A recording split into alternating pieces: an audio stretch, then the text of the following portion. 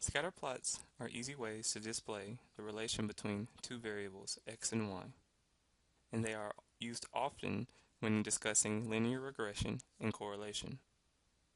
Sometimes a scatter plot appears as a random bunch of points. Other times the points may be grouped together, forming a pattern that appears to follow a line, a linear pattern. Graphs can be labeled as having a positive linear pattern, which is where the points on the graph appear to follow a rising line.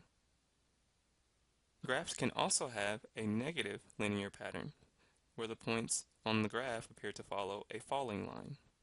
If the points on the graph seem to have no visible pattern, then we simply say there is no linear pattern. The strength of the correlation is illustrated by how closely the plotted points follow the pattern of a line. There can be a weak pattern if the points loosely follow the line, or a strong pattern if the points closely follow the line. Let's look at some scatter plots and see if there is a trend. In graph A here, notice as the x values increase, the y values decrease.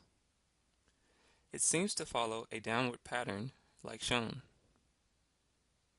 Notice how the points all fall closely near the line.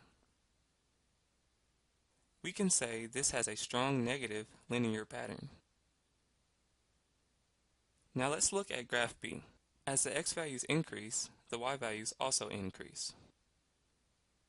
As with graph A, the points all fall close to the trend line.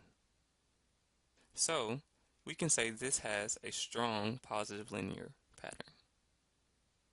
Now, notice how graph C looks similar to graph A from the previous slide. For the most part, as the x values increase, the y values decrease. A trend line can be drawn going downwards. However, the points are not as close to the line as they were in graph A. Notice that there seem to be a few deviations. This graph has a negative linear pattern with deviations. Lastly, let's take a look at graph D. Notice that the points all seem to be scattered and do not follow any specific trend. There is no specific trend line that can be drawn near the points. We simply say this graph has no linear pattern. Let's look at a real-world example. This table represents data of the weight of a baby from 0 to 18 weeks. Let's plot the data points to create a scatter plot. Age is on the x-axis and weight is on the y-axis. So we have 0, 7 to be plotted here.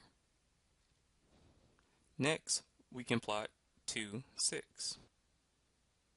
And so on until all the points are plotted. Now let's look at our scatter plot to see if there is a trend. As age increases, weight also increases. We can draw a trend line like so. The points are all close to the rising trend line, so the graph has a strong positive linear trend. This means the weight of the baby from 0 to 18 weeks has a strong positive linear trend.